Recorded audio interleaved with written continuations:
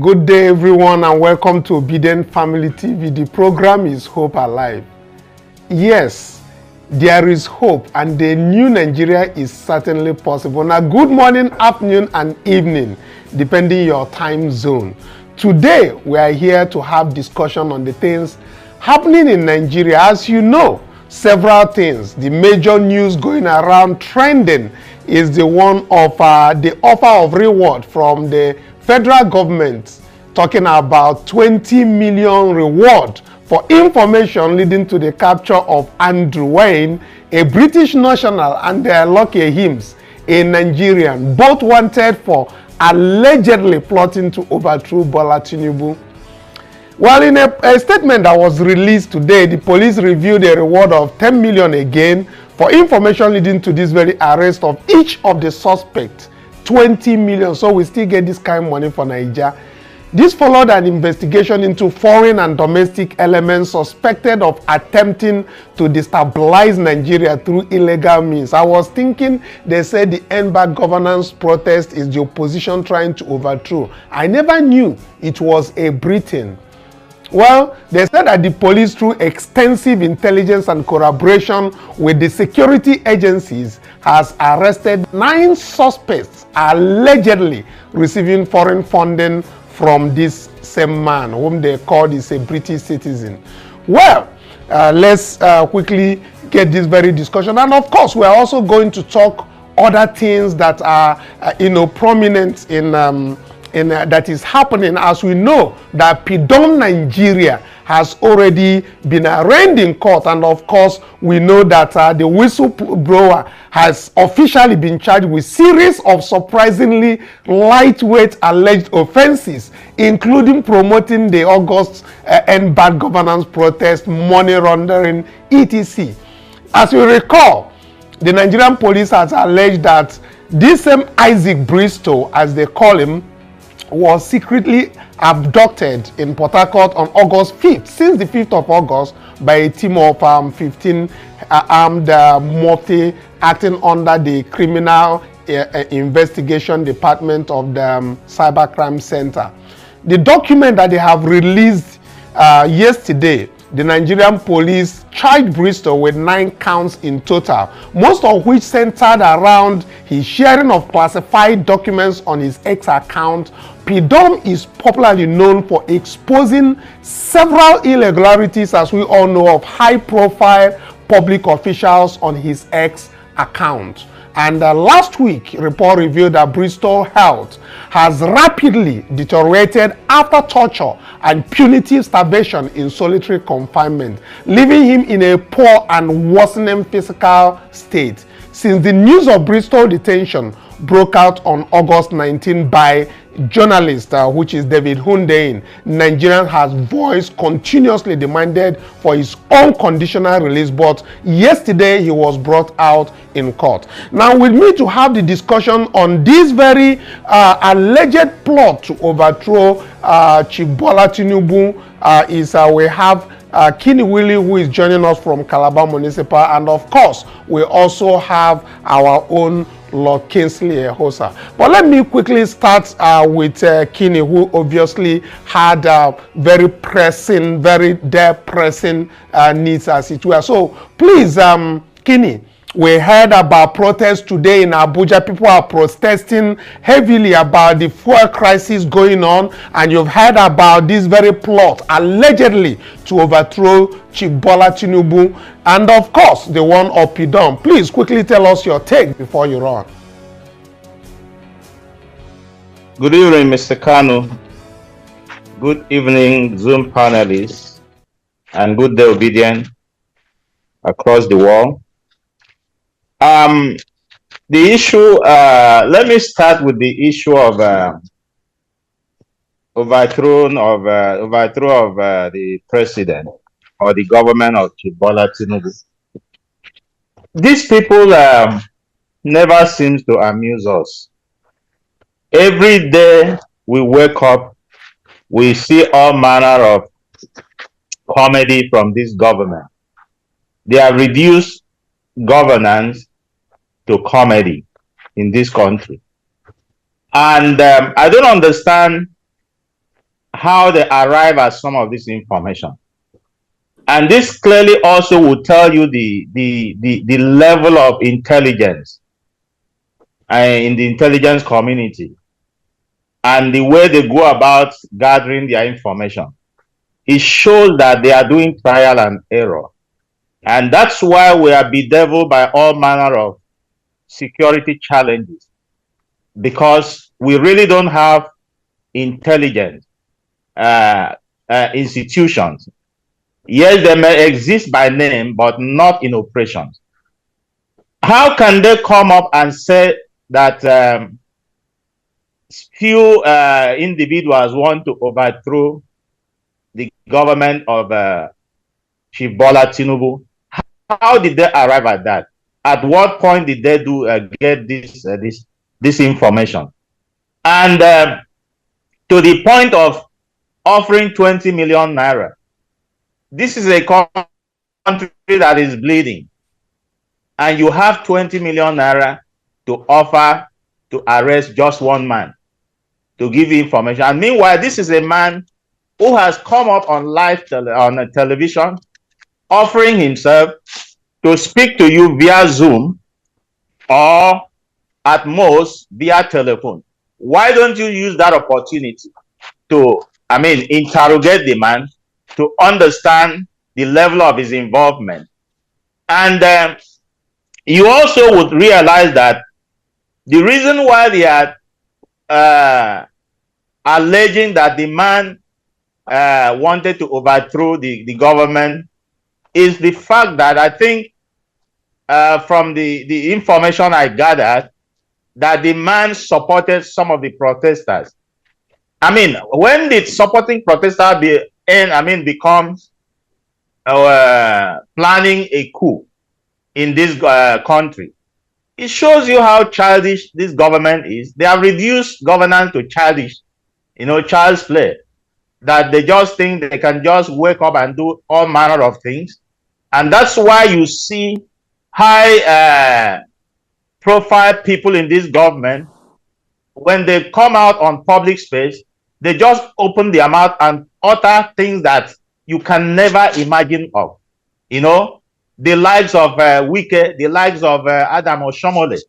Imagine the way they talk on public. They don't even speak as if they occupy certain position in the society, that people are looking up to them to learn and to learn from. They just speak as if they are motor park people. Even in the motor park, you don't hear such language.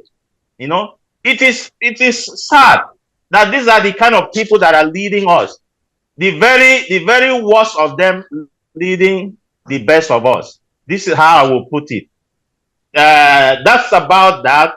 And then on the issue of I think it was the petrol issue, subsidy, right?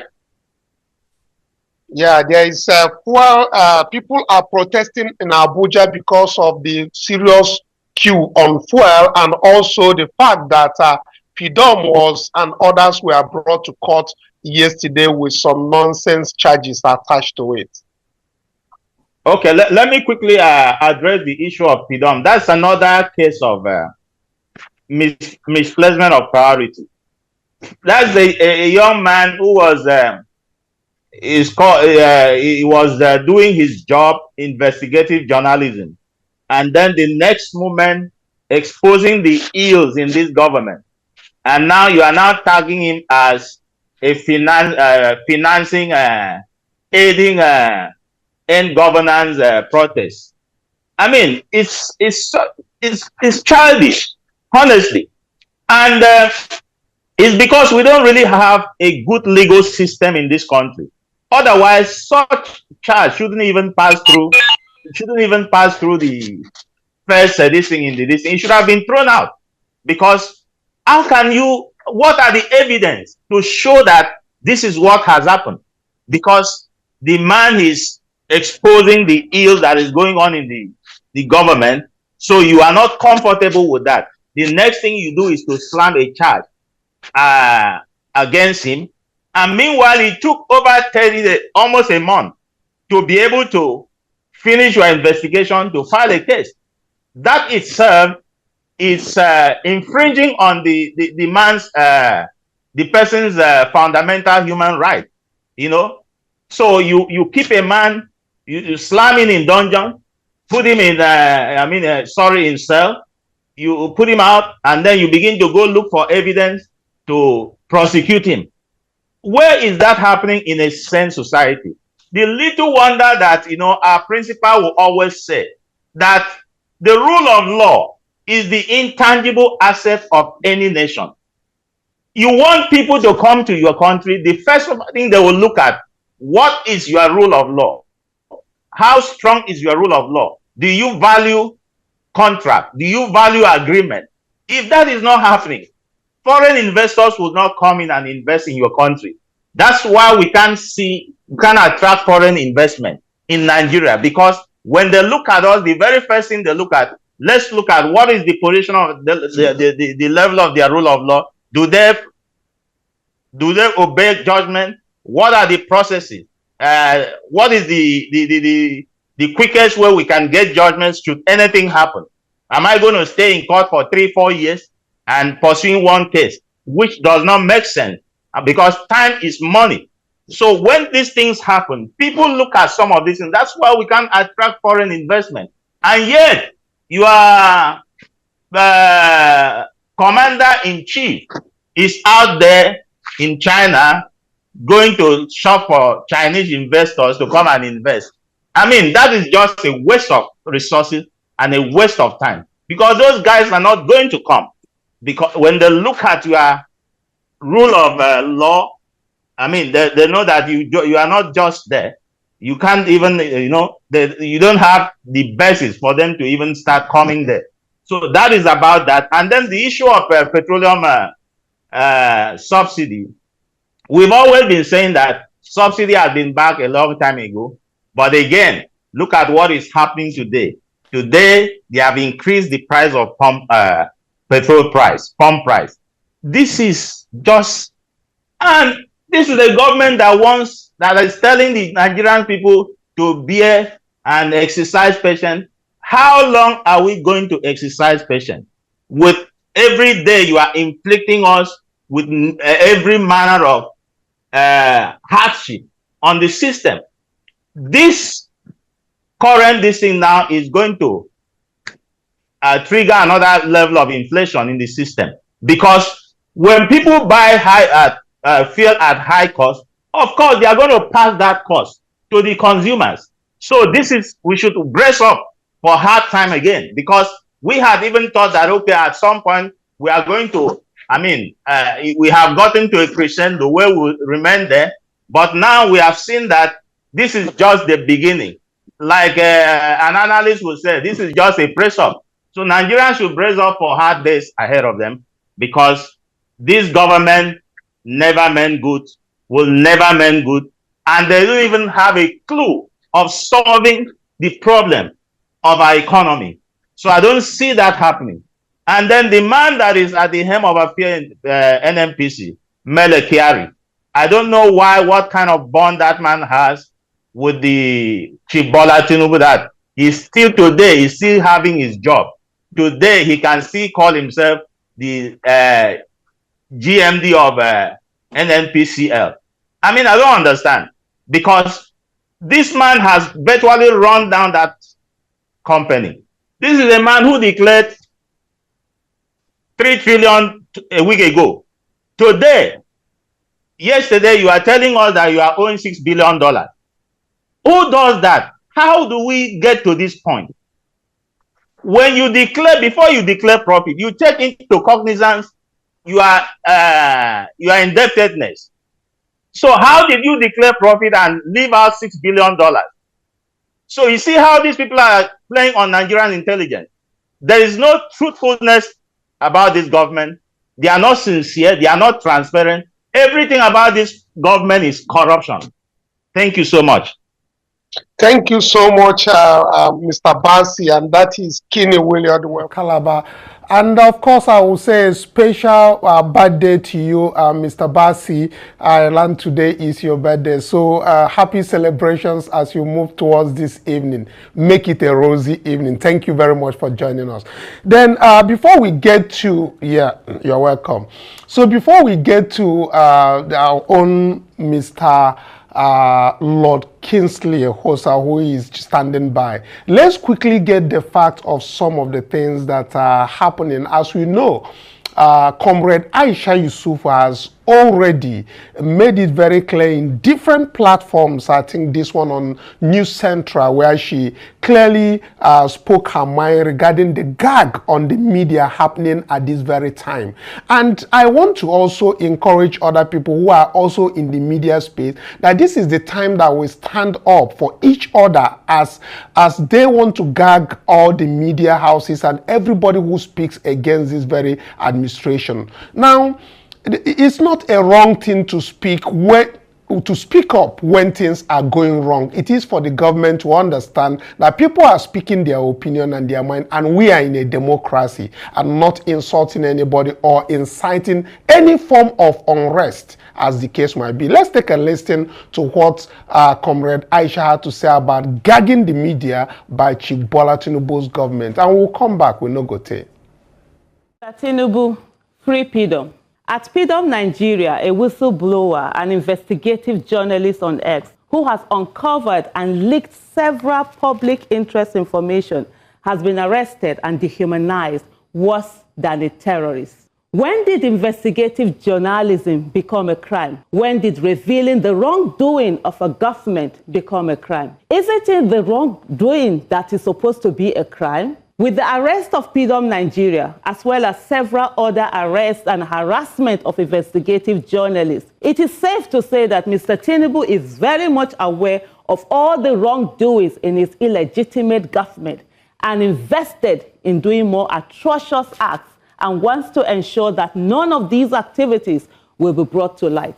Mr. Tinubu, what are you hiding? Why are you angry that wrongdoings are being exposed by journalists? Why are you not focused on correcting the wrongdoings and giving the people good governance? Who rigs election and give good governance? Who will go to such lengths and then do that which is right and diligently serve the people? With the current arrest and prosecution of investigative journalists and whistleblowers, it is not you. This is not the Nigeria of the 90s when you had to go on exile, and it seems you want to replicate that Nigeria today. This is 2024, and media has been democratized and cannot be rigged. You cannot arrest and make to disappear all the investigative journalists nor citizens who share the wrongdoings of your illegitimate government. The laws of the land, which you have shown absolute disdain for by your actions, guarantees the freedom of thought, speech, and assembly, as well as giving rights to access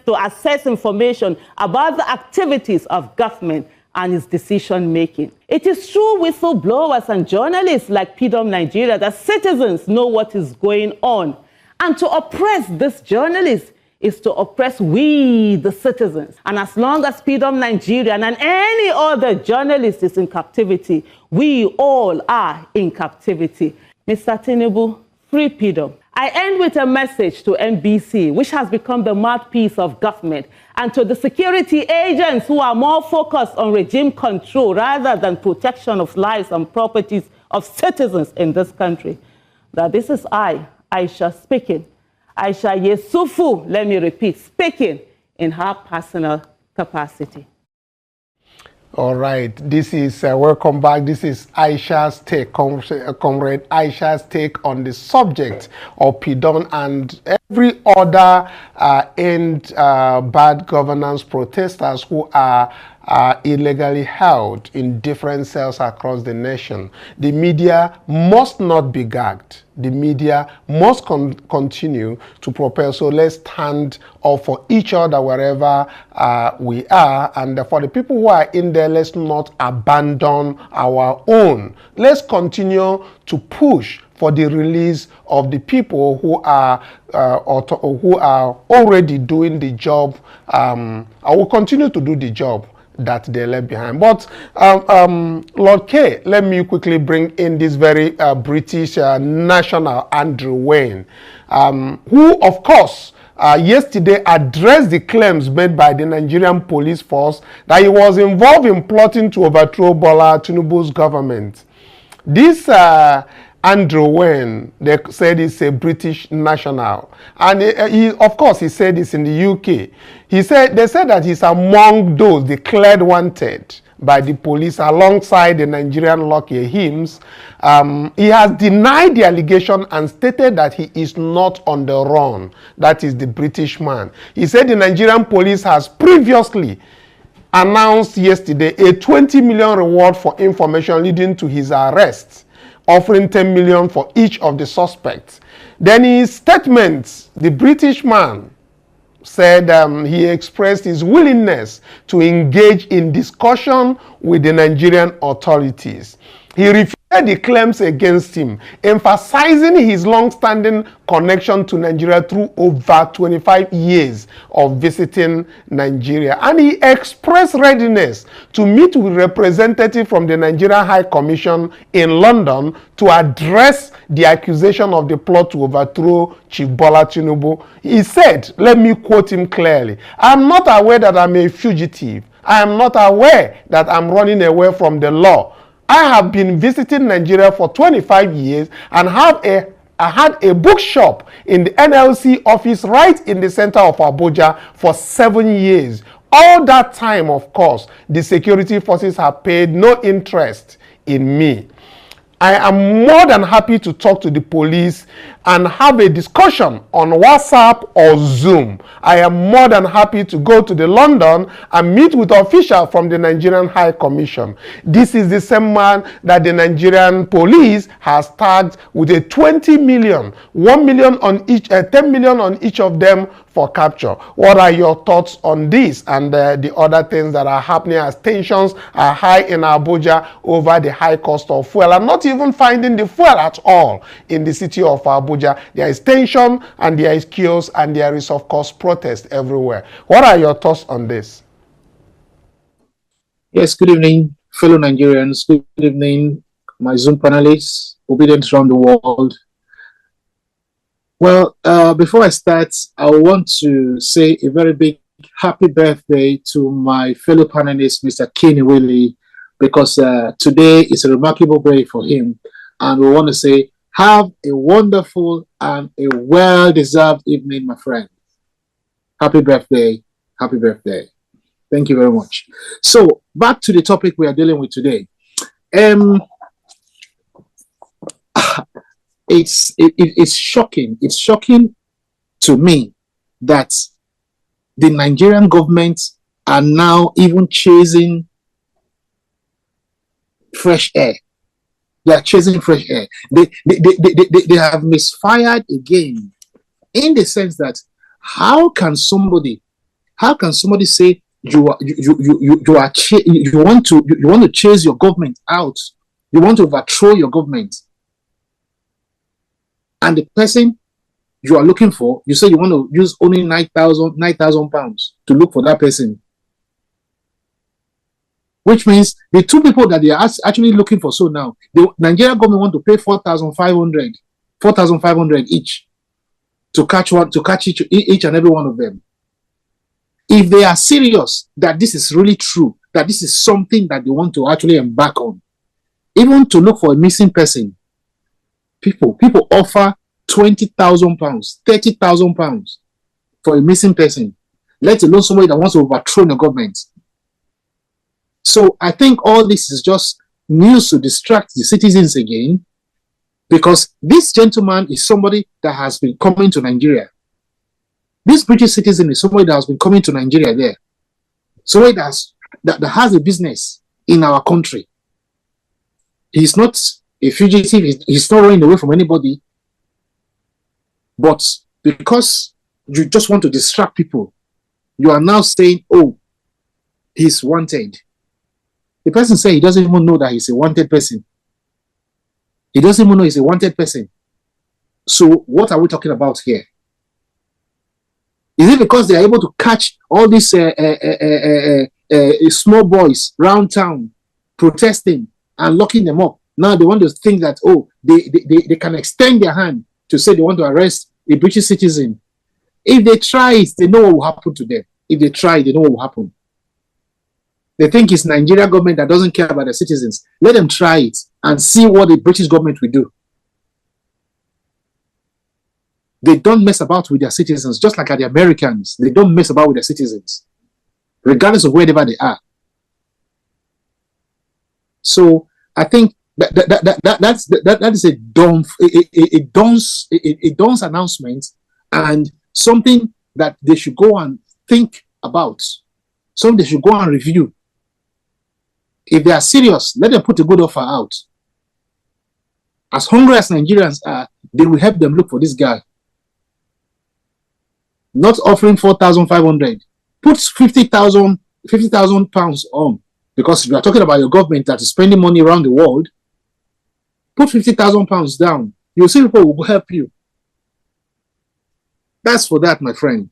I mean, on the issue of the fuel subsidy or the fuel as a whole, I mean, today I actually saw a post saying, oh, they are now NNPC is actually selling petrol for 850 naira in Lagos. I saw a post like that today. And the same today, the Vanguard had out there that a liter of petrol is 1,130. So who do we believe? Is NNPC trying to deceive Nigerians again now? Is that their plot now to start deceiving people to come into the petrol station and then they sell fuel for them and charge them something different? Vanguard cannot be lying. So what's NNPC playing at? What are they playing at? Declaring profits, and then the following day you say you're having a loss. Who does that? This is the problem we're having in that country. Transparency. Transparency. The government is not transparent. The people he put in government are not transparent. The workers he has in his government there, they are not transparent. You declare profits, and then the following day you are declaring loss again.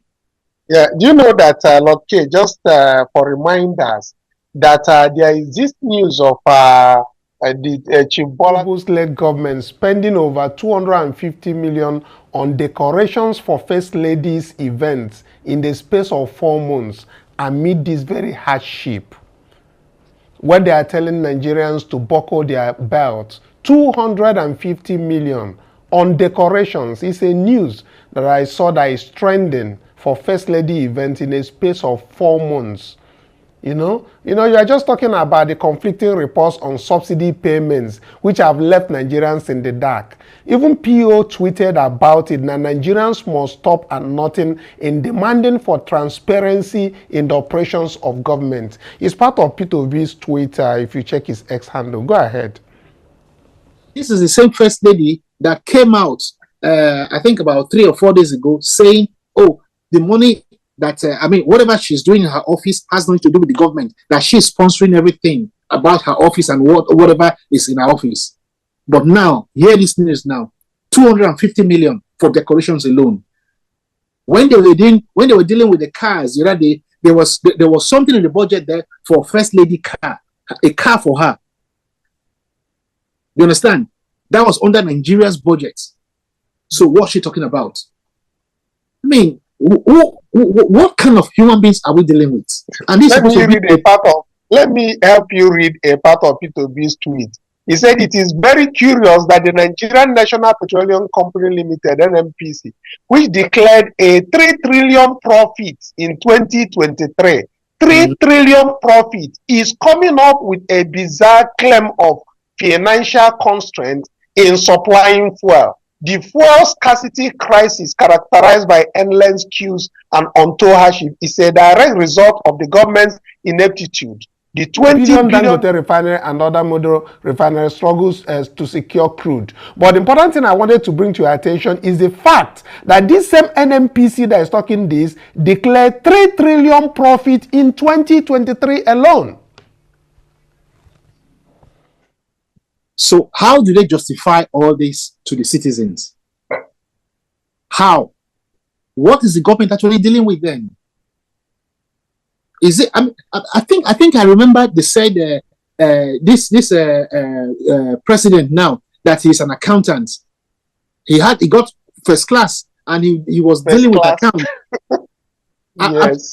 I think if I'm not getting things wrong. So what is actually going on? Am I right? So is it one of those accountants that just know how to fraud or defraud every organization they go into? What is it? I mean, we should be looking at all these things gradually and putting things together. Everything about this government has all been fraud. What is going on? There's one of the interviews that were aired on I think Arise News, where Deji Adeyinju was talking about security agencies only have intel against protests happening in Nigeria, but not about the bandits and terrorists that are out there stopping people from going to their farms, hitting the nation hard, and our economy is going down because of this. They only have intel. Let's even take a listen to what he said to the Arise crew. Let's take a listen. Of course, even the first PRO said this was going to serve as some form of deterrence. You know, they are scared of protest, but protest is inevitable. If fuel queues persist, if hunger persists, they are looking for sponsors of protests. They haven't found any sponsor of any protest, and that's why you see all this attempt at blaming people that cannot be blamed. Hunger is the reason why people are those who angry. give dates for protests. Yes. I mean, they are doing the government a lot of favor. What exactly do they have in mind? Yes, those who give a date, who provide venue. Have you seen anybody saying that they want to overthrow the government among the people that give date, time, and venue? Those who give dates, if they want to do coup, would they tell the president, oh, we are going to coup you on October 1st? Oh, we are planning a coup. Oh, please call. Is that how people overthrow government? All over the world.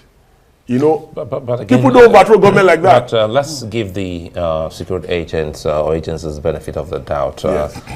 You're a lawyer, and you just might not be privy to the information that they have. And this information, they don't have it against bandits and terrorists. They only have it when there are protesters. Why are pro-government protesters not facing treasonable charges? Why is it that it's only protesters who are against the government that are the problem of this country? So the kidnappers that kidnapped and killed an emir, that does not deserve enough attention to warrant us going after them. Nobody is talking about, there's no anger on the part of government that a traditional ruler in this country was abducted and killed. You know, all the protesters were saying is that they want bad governance to come to an end. So the government has a problem with bad governance. Yes, I know why they are angry. They are angry because the protesters wanted to go after their source of livelihood, which is when the protesters said that the politicians need to cut the cost of governance. That's what got them angry. And that's why protesters are now facing treasonable felony. So we already have people who are talking all about this, and Lord K, you've heard from Deji Adeyinju. I mean, we can differ with him on certain things, but I think he's on point on the fact of the intel that they do have on protesters, and labeling protesters are people who are planning to overthrow the government, but not the intel on the bandits that are kidnapping people and killing people across Nigeria. What are your thoughts? Because one thing you should understand right now is that this bandit issue, this kidnapping issue, I mean, is something that is planned internally. It's something that is, that I believe the government has hand in it. People in the government have hand in it. Because if this thing is as bad as it is in this country, if Nigeria intelligence can actually pinpoint people with their phones to talk about people that are talking about protests, people that are talking about overthrow, if they are able to spot these people wherever they are, so why can't they pick these bandits and kidnappers? Why can't they do it? Why can't they go after these guys? Why can't they get them? So you can understand the logic behind this thing, that it's an internal work. Just like as they're doing with the fuel bunkering, the crude oil bunkering, that is what is happening here. That's what's happening. The government knows about this, or they are part of it, or they are the owners of these people doing all these things. That is why they're taking no action. That's why no action is being taken about them. Because it's them business. Them business. So the ordinary Nigerians that are just trying to cry for their own belly, cry for their own health and safety, that's who they want to go after. That's who they want to arrest. Yes, that's who they want to show their of course, there is also reports coming out that the IG of police, Kayode Egbetokun, is reportedly, directing the intelligence response team to arrest activists and union leaders in a bid toward the planned national protest scheduled for October. That is the Fearless October. So the idea is going after protesters in the Revolution Now movement. But anyway, the report confirmed that the IRT officers has already begun detaining activists, including, I think, one Mr. Adeyemi Abayomi, who was allegedly abducted by the RIT operatives without formal charge. There are also reports indicating that Mr. Abayomi was tortured for 3 days and forced to make false statements implicating other activists. So basically, they are going after media people, journalists, and of course activists in order to forestall the Fearless October. But Lord K, my question is, why is it that this government is putting up deaf ears against dialogue, since there is still ample time to really get at the people who are promoting this very protest, who are obviously in the open? Deji Adenju is there. We have the likes of Sowora and many others who are actually talking about the Fearless October. Why are they not extending dialogue hands to these people so that they know how to address the issues at hand, Lord K?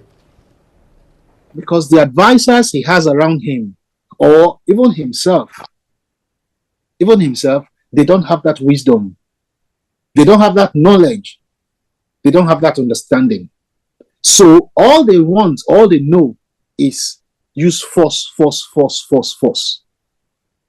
They don't understand that things can actually change when you approach people in the right manner. Now they've had, now they have, time to actually call these guys together and talk to them or deal with the issues. No, they don't want to do that. They are doing something in the other way around, arresting them.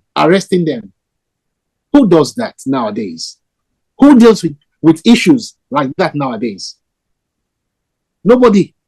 No government actually does that nowadays. That is why we are asking Nigerians to stand up for your rights. Fearless Nigerians, stand up for your rights. October is the month again. Stand up for your rights. Thank you. Yeah, thank you, Lord K. And finally, what do you have to say about the good news coming out from the Obidient movement? Yesterday, we had a very active encounter with His Excellency P2B, wherein Dr. Yunus Satanko was nominated as the coordinator of the Obidient movement. So far now, the Obidient movement has a leadership who we believe should be able to, put up structures across board, and we heard his conversation. But our time has gone so fast for us to bring back for some of the people who did not participate in that encounter. But of course, we are expecting more discussions now moving forward since there is a leadership. I just need you to use 1 minute to tell me what your thoughts on this very new leadership and a very proactive person in the name of Dr. Yunus Satanko, who is taking the helm of affairs, taking Obedience movement to the right structure that is desired.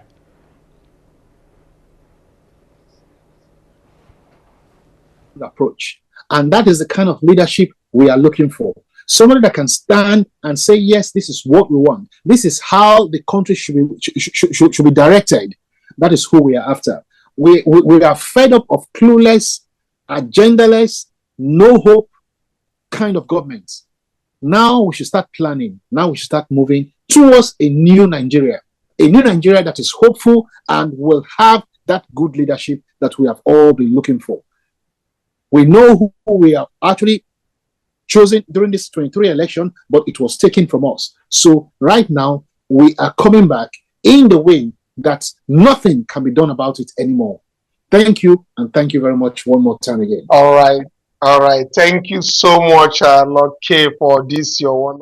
Of course, we also want to thank all the Obedients who stood out yesterday to listen to His Excellency P2B's speech and the introduction of the nomination of Dr. Yunus Atanko, who is now at the helm of affairs on Obidient family. All the structures that are on ground, all the Obidient families across the local government, there should be rejoicing across board, because now there's a leadership in place, somebody who will make sure that the structures from the grassroots are fully steadfast. Thank you so much for watching. Do not fail to like and share and subscribe for other Obedients, well-meaning Nigerians and active citizens to know that the Obidient Family TV is right here to stay and continue the push for a new Nigeria, which we know is certainly possible. Until tomorrow when we come your way again, bye for now.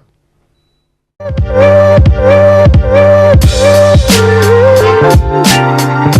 you.